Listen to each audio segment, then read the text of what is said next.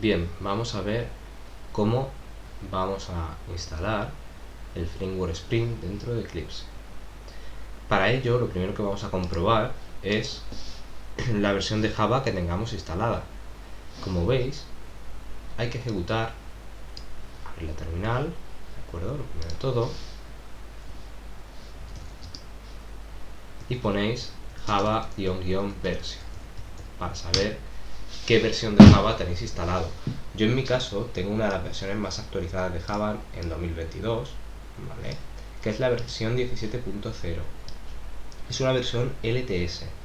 Una versión LTS quiere decir que es una versión a la cual todavía se sigue recibiendo actualizaciones y recibe soporte por parte del equipo de desarrollo de Java.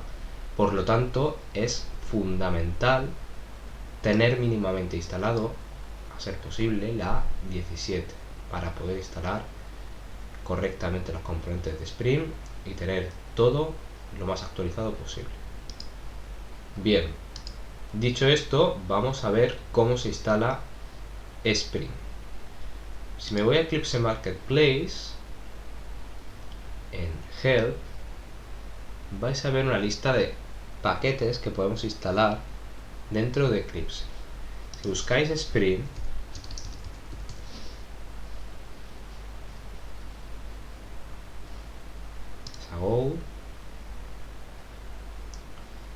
aquí instaláis esta versión Spring Tools 4, que es la última versión de Spring que hay actualmente. ¿Cómo creamos un proyecto en Spring? Vamos a File, New, Other y seleccionamos la carpeta Spring Boot. Dentro de Spring Boot seleccionamos el Spring Starter Project, que incluye un proyecto de Spring por defecto junto con todas las dependencias necesarias para poder ejecutar el framework. Bien, voy a ponerle de nombre microservicio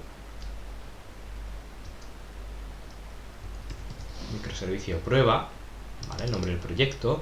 Fijaos el dónde se va a arrancar este servicio y bueno, os pone algunas cosas más, como por ejemplo la versión del proyecto de Maven, en este caso, que tira de la Java JDK 17, ¿vale? Java 17, muy importante comprobar que haya una consonancia entre la versión del proyecto de Spring que se vaya a crear de Java y la versión de vuestra máquina de Java. Tiene que haber una correspondencia en la versión, si no os dará error. De acuerdo. Vamos ahora a generar el proyecto. Fijaos, el package sobre el cual nosotros vamos a desarrollar todo nuestro microservicio, toda nuestra API REST, es este que os genera por defecto. Podéis llamarle como queráis, pero siempre conviene que esta primera parte com.boot se quede exactamente igual. Esto no debe cambiarse, esto viene dado por defecto de Spring. Lo que sí podéis cambiar es esta última parte dentro del paquete. Vamos a continuar y ahora instalamos la versión de Spring. Dejamos la 3.0, que es la más actualizada, ¿vale? La M5, y me voy a web e instalo la dependencia que me va a permitir usar Spring como API REST, ¿de acuerdo? ¿Por qué no voy a usar Spring Web Services? Porque usa el protocolo SOAP, que solamente es un protocolo, como en su día se comentó, un protocolo antiguo de intercambio de información que solamente transfiere archivos vía XML. Nosotros vamos a usar el protocolo más actual, que es REST, ¿vale? Vamos a Next. Aquí nos pone dónde va a estar, o sea, información relativa a la URL donde se va a iniciar nuestro proyecto. Vamos a finalizar y ahora nos crea un proyecto Maven, por eso lleva la M, y Java.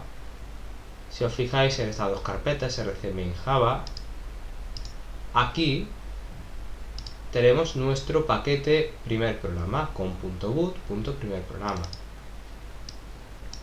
Este fichero que se crea por defecto gracias a que tiene la notación arroba Spring Boot Application, arranca todas las dependencias de Maven, las pone activas para poder ser usadas.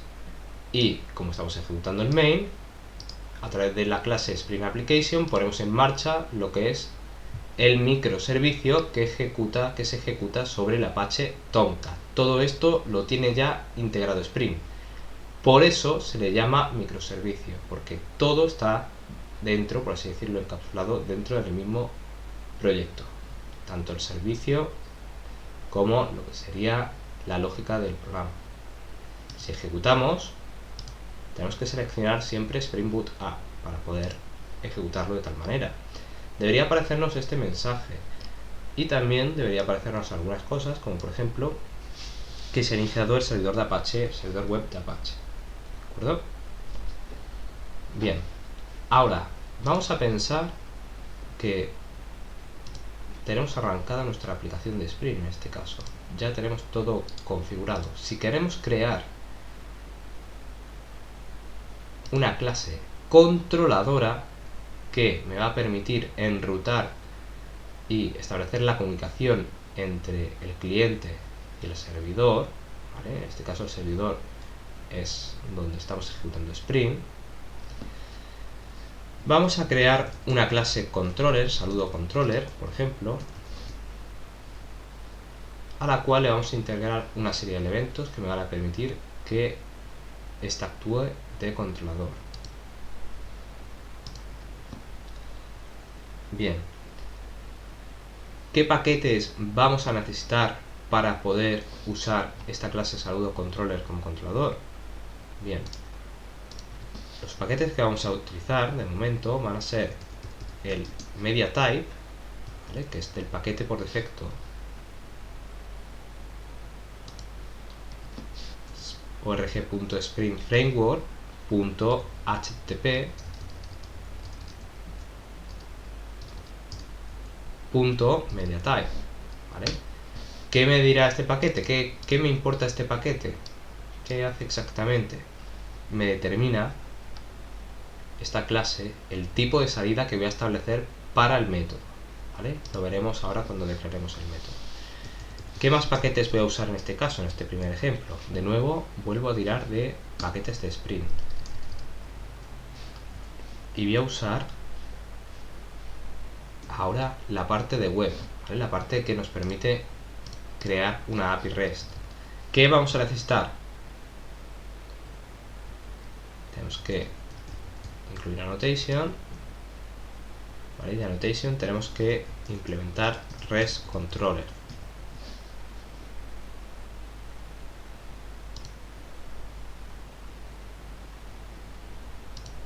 Es aquí .bind, disculpad, ¿vale?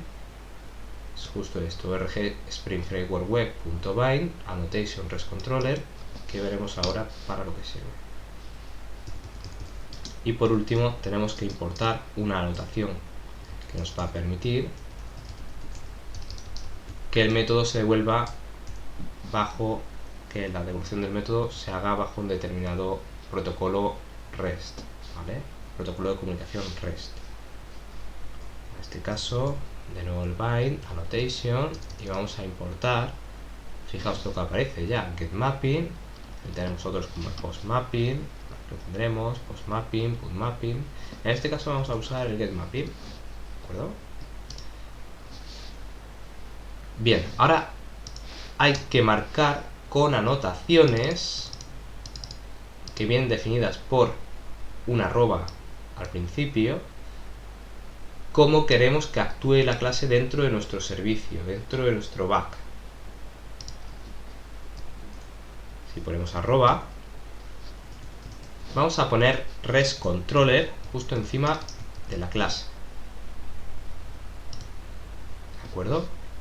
De esta manera estamos diciéndole que esta clase va a ser controladora, va a actuar como controlador, va a actuar de intercambio de información entre el cliente, el servidor y la base de datos, ¿de acuerdo? Eso es lo que quiere decir que una clase sea controladora, está dictaminando que va a ser esa su funcionalidad. Como le has dicho que esa va a ser su funcionalidad, el protocolo REST de comunicación tiene una serie de métodos. que vamos a emplear es el método get, ¿vale? Para ello usamos la notación getMapping. Para la notación getMapping tenemos que poner cuál va a ser la URL, por así decirlo, o la ruta que viene definida por la propiedad value, por la cual yo voy a acceder al método que definiré justo debajo, ¿vale? Ahora veremos con el ejemplo cómo se produce, ¿vale? Bien, lo que genera el método que voy a definir a continuación va a ser, en este caso, vamos a poner por ejemplo un text plain val, que es un valor de texto plano, ¿de acuerdo? En este caso le estoy definiendo la salida al método que voy a definir a continuación. Puedo llamarlo como me dé a mí la real gana, pero es conveniente que sea medianamente parecido a el valor que le hayas asignado, ¿vale? Nosotros accederemos a través de esta ruta, pues no tiene por qué ser igual, ¿vale? No tiene por qué llamarse saludos, pues, saludos REST, vamos a llamarle, por ejemplo. Y una vez definido esto, si yo devuelvo una salida tal y como te viene aquí, que tiene que ser en texto plano, esta salida se la devuelvo al cliente, ¿de acuerdo?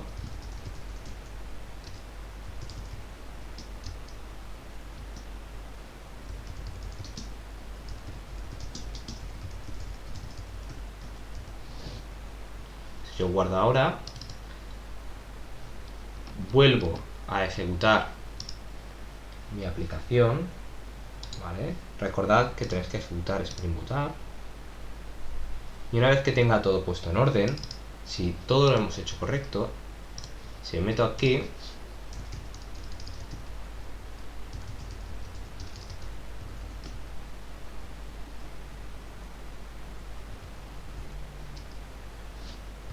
veis que me da un error que pone, dice, esta aplicación no tiene mapping, es decir, no tiene enrutamiento para lo que sería la barra, la raíz,